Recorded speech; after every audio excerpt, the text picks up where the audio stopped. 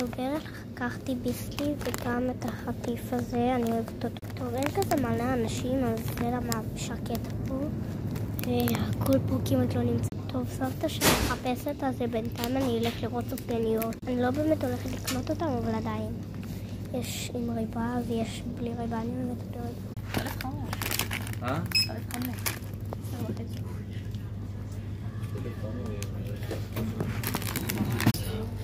מתי אתה יוצא?